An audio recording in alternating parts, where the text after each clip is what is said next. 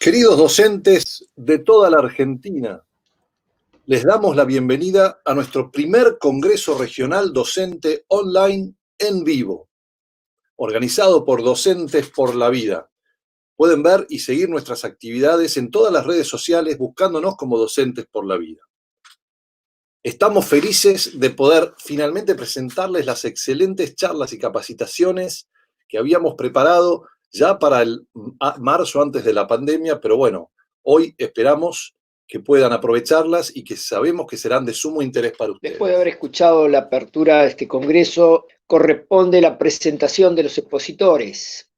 La responsabilidad de la exposición inicial recae sobre la profesora, licenciada, magíster, doctora Gabriela Azar, quien se destacó por su formación académica, profesora para la escuela primaria, profesora y licenciada en Ciencia de la Educación de la Pontificia Universidad Católica Argentina, posgraduada en Dirección de Centros Educativos de la Universidad Austral, magíster en Administración, Derecho y Economía de los Servicios Públicos, magíster en Política Pública, doctorando en Sociología de la Universidad Católica Argentina, lo que da muestra de su amplio perfil científico, enriquecido por las funciones laborales cumplidas. Vicerrectora de la Escuela Argentina Modelo, secretaria académica de la Escuela de Posgrado Ciudad Argentina, directora de currículum del Ministerio de Educación del Gobierno de la Ciudad de Buenos Aires, subsecretaria de Planeamiento e Innovación Educativa del mismo ministerio. Y también enaltecido con funciones que hoy cumple, como directora del Departamento de Educación de la Facultad de Ciencias Sociales de la Pontificia Universidad Católica Argentina, directora de la colección de la Biblioteca de Innovación y Formación Docente de la editorial Capeluz. Es decir, estamos en la presencia de una docente de docentes. Con ustedes, una comprometida con la docencia, Gabriela Azar. Bueno, muchísimas gracias. Muy buenos días. Gracias, Ricardo, por semejante presentación. No esperaba tanto. La verdad que, bueno, es una alegría muy grande para mí poder compartir este espacio y quiero agradecerle realmente a Ricardo, a Maestros por la Vida, Docentes por la Vida, Viviana, la generosidad que han tenido de poder invitarme a participar en este espacio de encuentro que claramente hemos tenido que repensar y resignificar nuestras presentaciones teniendo en cuenta fundamentalmente que al momento de pensar este congreso no imaginábamos siquiera que íbamos a estar viviendo en este momento, en esta situación en la República Argentina y que de alguna manera es algo que también hoy es un común denominador en el resto de los países del mundo. Así que muy bienvenidos a todos. Espero que realmente esta presentación pueda brindarles simplemente algunos aportes que les permitan a todos los docentes, a los equipos directivos, tomar algunas consideraciones para perfeccionar su labor profesional educadora en un tiempo de una profunda contingencia política, social, cultural, que hace que esta pandemia claramente, por un lado, complejice de alguna manera nuestra tarea en términos de complejidad a quienes tenemos la responsabilidad de educar y por otro lado también entender muchas veces que estos sistemas a distancia también nos dan la posibilidad de que podamos llegar a un espectro mucho más amplio de personas en distintos lugares del mundo. Voy a compartirles entonces una presentación. A ver, intentamos de nuevo. Bueno, estos son los temas de la... A ver, quiero saber si se ve. ¿Lo están viendo? Bueno, vamos a ver. El tema es el desafío de enseñar y aprender a la distancia en tiempos de pandemia y básicamente los hilos conductores por los que yo quiero llevarlos a lo largo de esta presentación es hacer una especie de diagnóstico inicial para situarnos en el tiempo real en el que estamos viviendo, para después poder compartir juntos cuáles serían algunos desafíos que los docentes tenemos que empezar a repensar en términos de las implicancias pedagógico-didácticas que implica enseñar, pero también aprender a distancia, en este contexto actual. Ustedes saben que hace unos días hicimos un muy buen documento vinculado a lo que tiene que ver con un análisis cualitativo en términos de los impactos que la pandemia ha tenido en aquellos países del mundo que ya pasaron por la situación que estamos pasando hoy nosotros, para analizar de alguna manera cuáles fueron esas consideraciones que desde el punto de vista técnico docente hay que tener en cuenta para poder llevar adelante un proyecto complejo como implica el que tenemos que realizar nosotros. Algunos datos que me parece que es importante a modo de un contexto de inicio tiene que ver con el impacto socioeducativo actual que genera esta pandemia. Y esto básicamente tiene que ver con que la UNESCO nos marca que hay casi 861,7 millones de niños y jóvenes en más de 200 países del mundo que tuvieron que modificar frente a esta pandemia global su posicionamiento frente a la enseñanza y frente al aprendizaje. Fíjense, algo que también es muy significativo. Hay muchas ciudades donde el 70% de los estudiantes provienen de sectores de familias que tienen bajos ingresos, lo cual es perfectamente transferible a nuestra realidad como país. Imagínense ustedes la complejidad que implica llevar la escuela a casa. O sea, esto significa enfrentar un problema muy importante y muy agudo que hace que no necesariamente se pueda en tiempo real seguir el tiempo de las clases en un aprendizaje online. Y también la realidad en el mundo y también en la Argentina es que muchas de las escuelas no están preparadas para poder dar respuesta a los desafíos que implica conocer el acceso al mundo de la digitalidad. Esto tuvo un impacto fuerte también en las universidades tan importantes como Harvard, como Cambridge, como el MIT, como la UCLA. Solamente seleccioné algunas.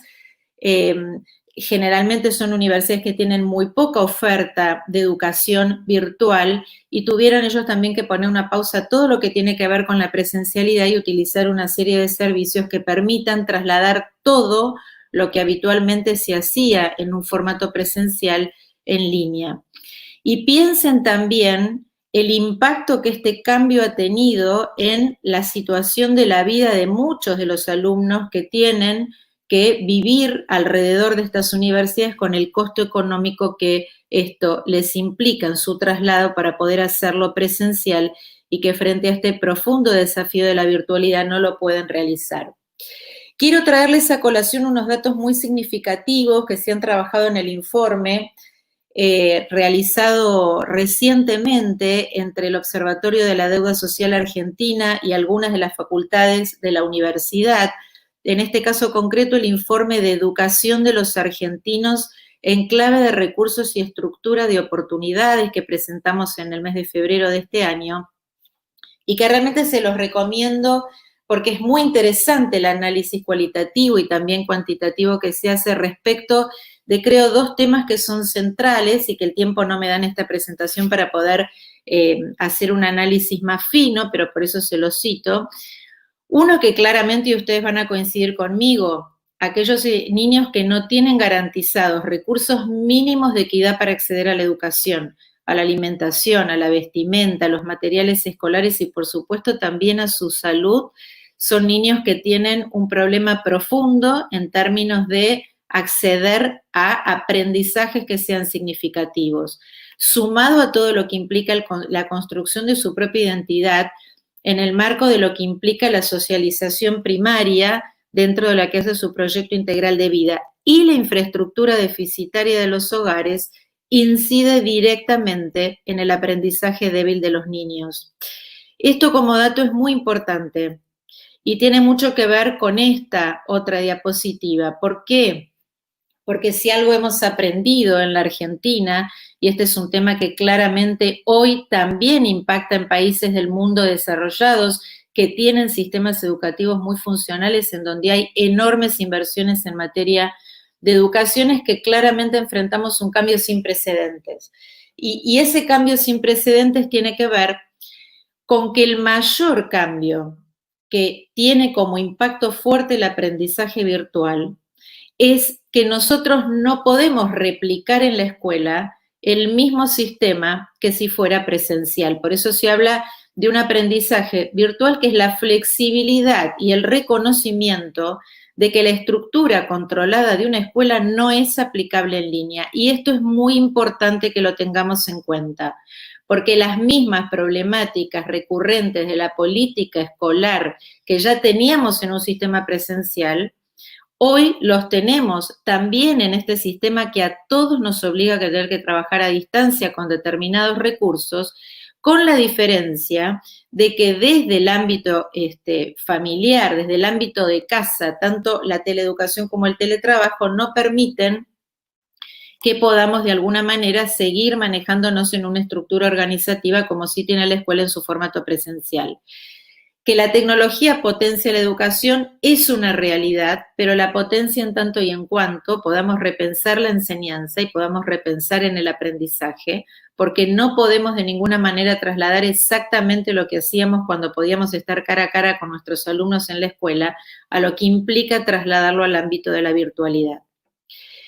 Por eso yo siempre digo que la escuela tiene un gran reto, que es el reto de repensarse. Esta escuela, como institución creada para la transmisión crítica de la cultura de la sociedad con sentido formativo, es una escuela que, como dice Tonucci, después de la pandemia no va a ser igual, aunque querramos que sea igual. No va a ser igual porque hay muchas lecciones aprendidas. Una, para mi modo de ver, que es importantísima y tiene un fuerte impacto, es la nueva relación que se ha generado entre escuela y familia. Hoy la familia es partícipe directa de todo lo que los niños, de lo que nuestros hijos hacen en casa. ¿Por qué? Porque estamos trasladando la escuela a casa. Entonces, hoy todo lo que antes pasaba dentro de una escuela presencial, hoy se puede ver. Yo digo, es como si pensáramos que lo podemos mirar a través de un vidrio. Todo se hace más evidente, todo es más transparente, todo es más natural. Pero también esta virtualidad nos va a llevar a pensar que hay que repensar el pacto educativo entre familia y escuela, entre la comunidad escolar, entre docentes, entre directivos y entre alumnos, porque hoy dar una clase desde casa también abre una puerta en términos de nuestra interioridad docente que antes para nuestros estudiantes estaba un poco más cuidada. Y por otro lado, creo que también hay que empezar a pensar que la pospandemia nos va a llevar a que revisionemos necesariamente la estructura organizativa de la escuela. No puedo detenerme en este punto porque no quiero excederme del tiempo y todavía me falta compartir con ustedes varios pensamientos, pero piensen que la estructura de la escuela en la República Argentina basa su práctica sobre un modelo sumamente tradicional que hoy claramente no está dando las respuestas que se requieren, no solamente en términos de las nuevas infancias y la nueva juventud, sino también en términos también a lo que hoy estamos enfrentando como este profundo desafío de aprender a trabajar en línea. Y si seguimos con los desafíos, creo que uno que es central frente a este nuevo escenario educativo tiene que ver claramente con aprender a trabajar en red. Y esto es algo que ustedes dirán, bueno, Gabriela, no nos estás diciendo nada nuevo. Bueno, saben, ahora en este contexto es nuevo porque es trabajar en red en serio. Y trabajar en red implica que tenemos que poder insertarnos en una comunidad docente de práctica, no solamente de nuestra institución donde nosotros trabajamos, sino también de otras instituciones, porque más allá de la diversidad de contextos, hay variables que son comunes en términos de problemáticas recurrentes de nuestras instituciones, de nuestros formatos de enseñanza, de las problemáticas de la infancia, de las problemáticas de la adolescencia y, por supuesto, quienes trabajen con adultos mayores, de las propias también para esa franja etaria.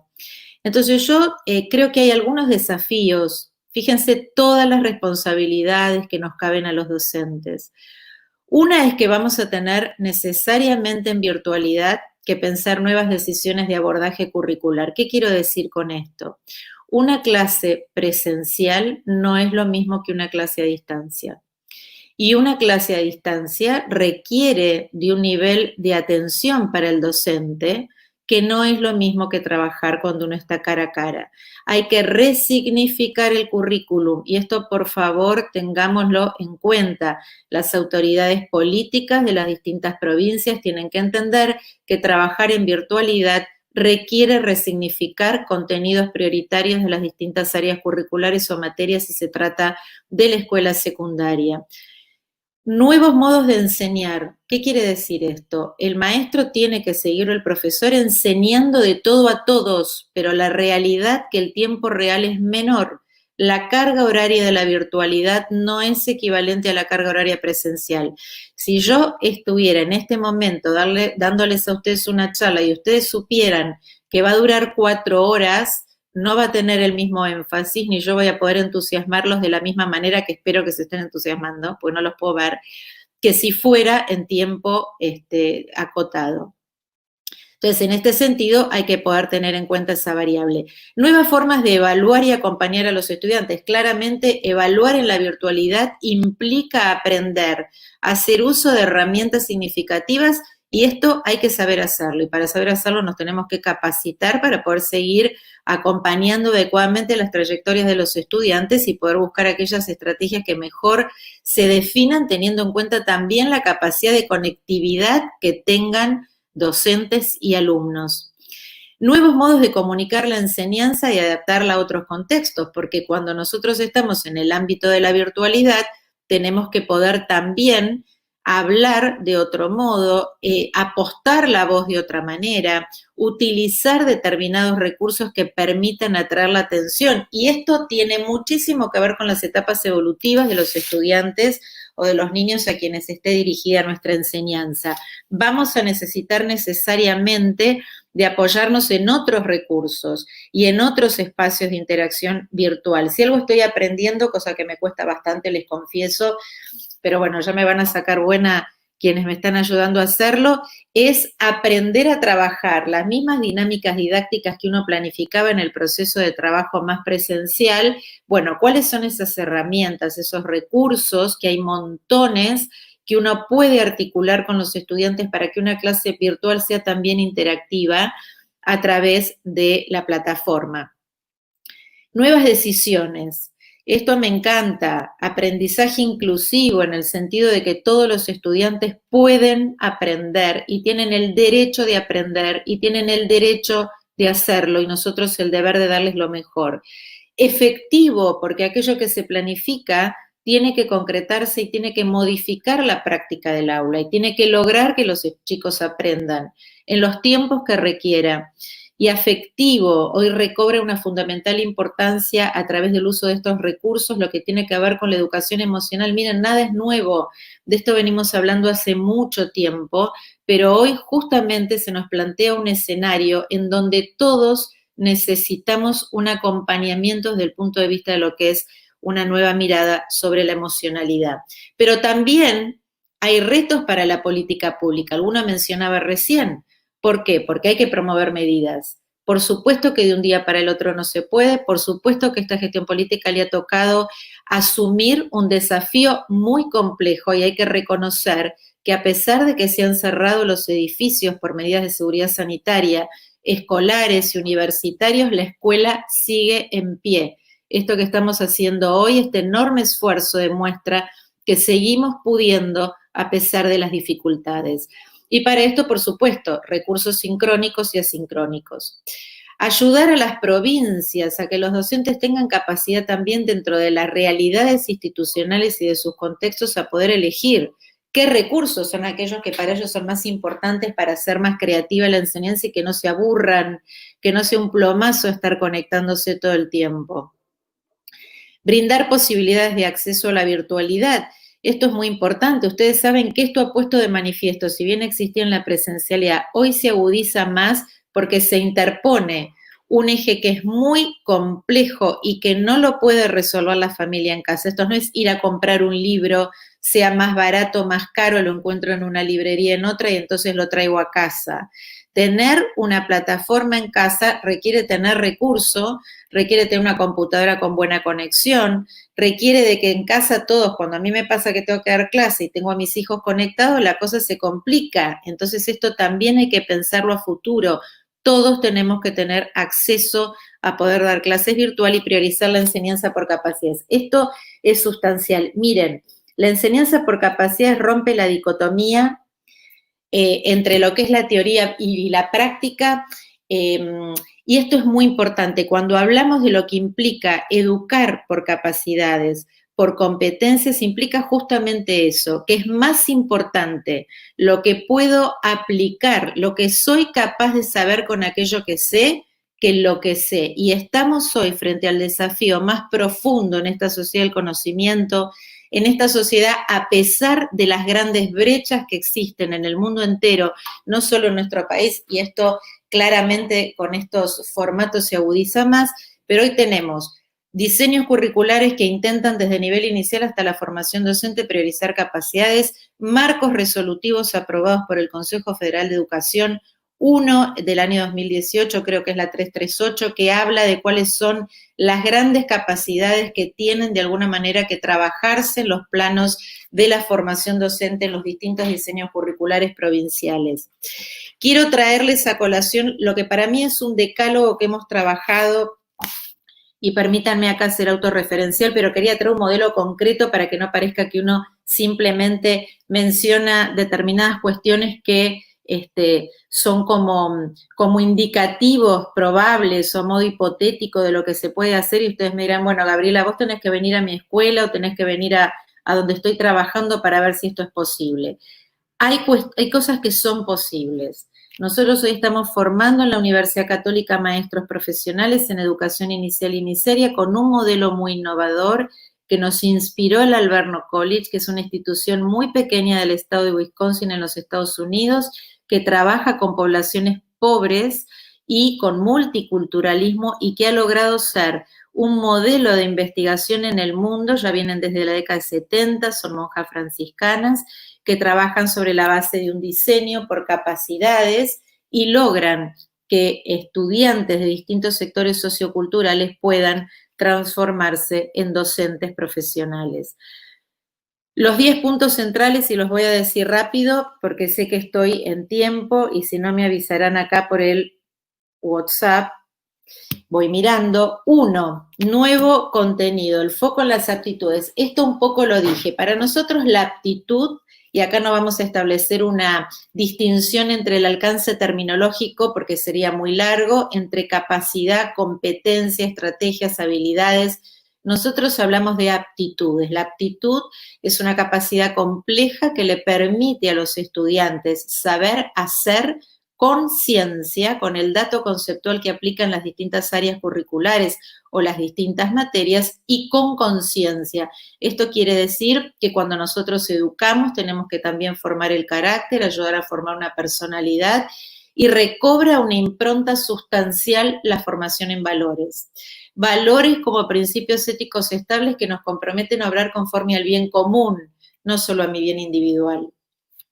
Y entonces, en este sentido, tomamos 5 aptitudes de formación docente, que son las que se trabajan durante los 4 años de la formación, desde primer año hasta cuarto año, y son la conceptualización, nadie puede enseñar lo que no sabe, la comunicación, nadie puede enseñar si no puede hacerlo adecuadamente, la gestión efectiva, que es la disposición de todos los recursos que se requieren para poner en escena el acto educativo y dar una muy buena clase, el seguimiento a las trayectorias de los estudiantes, el diagnóstico, que es esta capacidad que el docente tiene que poder tener de ver el corazón de los chicos para poder brindar aquellas estrategias que mejor respondan a sus necesidades, y por supuesto también todo lo que tiene que ver con la evaluación.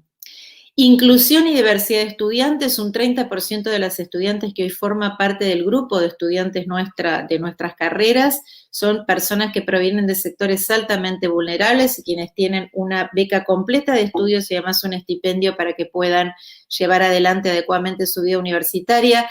Un proceso de tutoría muy fuerte, en donde todos los profesores, inclusive yo, tenemos el seguimiento de un determinado grupo de estudiantes a quienes incentivamos, ayudamos, motivamos para que hoy casi el 90% siga y no hayamos tenido prácticamente flexibilidad en los tiempos, en los modos y en los recursos para que lo puedan hacer bien. Evaluación para la mejora. ¿Cuánto tenemos para hablar de evaluación? Qué difícil es evaluar bien en el sistema educativo. Creo que uno de los ejes del proceso de enseñanza y aprendizaje más complejos porque requiere de mucho estudio, requiere del conocimiento de una enorme variable de estrategias. Nosotros tomamos a la evaluación el término cuando lo traducimos al inglés, que es muy bonito, que es assessment, que es estar al lado de, sentarme a tu lado para orientarte, para ayudarte, para retroalimentarte, para que logres lo que tenés que lograr. Y en este sentido hay una última resolución que sacó el gobierno, el Ministerio de Educación de la Nación, haciendo referencia a que toda esta era una etapa para evaluar y no para calificar.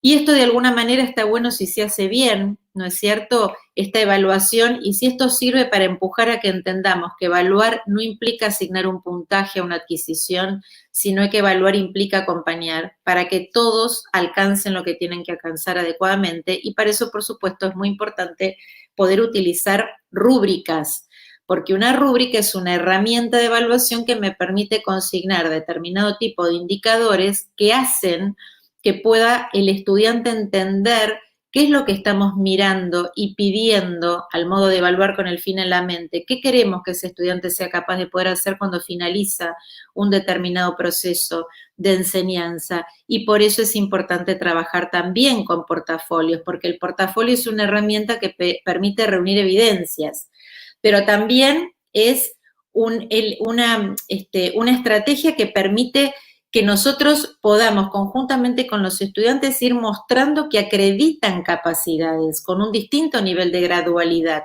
No es lo mismo la conceptualización que se adquiere en un primer grado que la conceptualización que se logra en un cuarto año.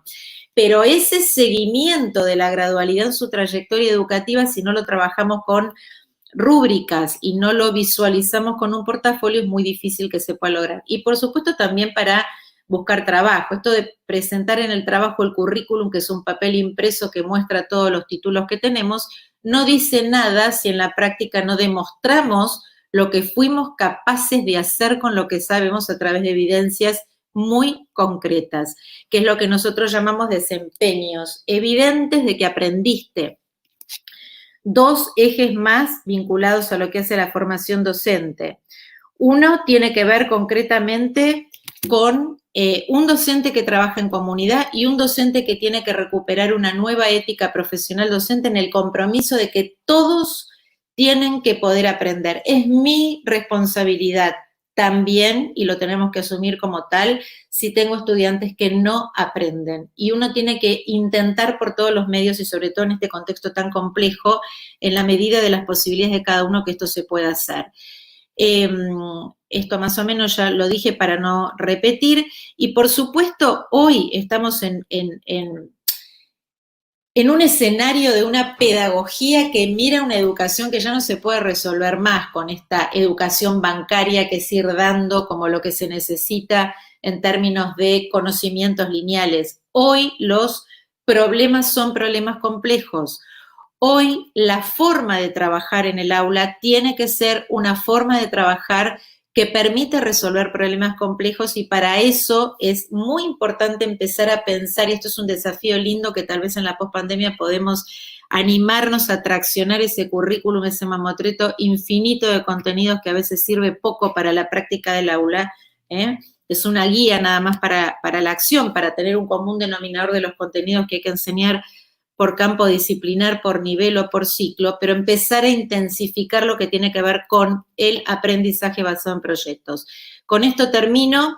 Oportunidades para la pospandemia, podría decirles muchísimo más, pero me parece que hay algunas cuestiones que podríamos de verdad retomar, y que estoy seguro que todos lo hacen, y a veces no tenemos la capacidad consciente de hacer una metacognición sobre nuestra propia práctica. Uno, pensar las habilidades que se necesitan. Nuestros estudiantes necesitan algunas cosas más que otras. Me parece que es momento de pensar en serio de cara a lo que se viene frente a una crisis tan grande, que hay algo que es esencial, y que es eduquemos el alma y el corazón para poder formar personas seguras. Si eso implica resignificar contenidos conceptuales, pues por favor hagámoslo. Resolver creativamente problemas. dejemos no de dar listados, por favor, en todos los niveles, sobre todo en sexto y séptimo grado y en la secundaria. Si salen sabiendo un poquitito menos de alguna cosa, no es grave. Es importante darles estrategias metodológicas que les permitan saber hacer con lo que aprenden. Y algo muy importante, en donde vamos a tener que empezar a centrar la mirada de los sistemas educativos y que algunos organismos internacionales como UNESCO lo viene diciendo hace mucho con aquel informe de Delors de la década de los 90, que ya hablaba de la adaptabilidad a lo nuevo, ¿sí? Aprender a ser en un mundo cambiante. La importancia central de promover valores en todos los ámbitos de gestión, pero no ponerlos como un decorativo, sino hacerlo en rigor de verdad, educando con el ejemplo, respeto por la vida, la responsabilidad, la solidaridad, darles la capacidad de que puedan tener estabilidad emocional, fuerza de voluntad, espíritu de superación, paciencia. Me dirán, Gabriela, ¿cuánto? Y sí, tenemos que empezar a formar más el alma humana, ¿sí? Y la resiliencia, que es esta capacidad humana que tenemos que tener y que tiene que ser un eje dentro de los sistemas de formación, por favor, los valores, las virtudes que nos permitan trascender el plano nada más que del hacer para transformarnos en más humanos. Pero también educación física, y agrego meditación, poder pensar, poder tener un espacio de parar un poquito y adentrarnos en aquellas cuestiones que nos permitan cortar, sobre todo los chicos que están, digo, la computadora no, los teléfonos celulares son casi una proyección de su mano. Entonces, ayudar a que la escuela fomente estos espacios también. Fe, confianza y esperanza. Bueno, creo que el escenario que nos espera es un escenario claramente complejo. Espero sinceramente que esto a todos, vamos a dejar de compartir, espero que esto realmente nos brinde la posibilidad de poder empezar a resignificar nuestra profesión. Yo, por otro lado, quiero también agradecer profundamente a todos los docentes de cualquier lugar de nuestro país, y acá hablo solamente de nuestro país. Hoy es un día muy importante también porque es el Día de la Bandera. Ayer, mientras intentaba subir algo a las redes vinculado a Belgrano, cuando uno lee su biografía dice cuánta historia fuerte tenemos, ¿no? De tantos héroes y próceres patrios que de verdad tenían una profunda resiliencia para estudiar tanto y tener tantos títulos y para poder sobreponerse a tanta adversidad. Hoy tenemos muchas más cosas resueltas y me parece que tenemos un desafío muy importante que no lo podemos desaprovechar. No bajen los brazos. Tenemos un montón de chicos que dependen de nosotros y de jóvenes que dependen de nosotros.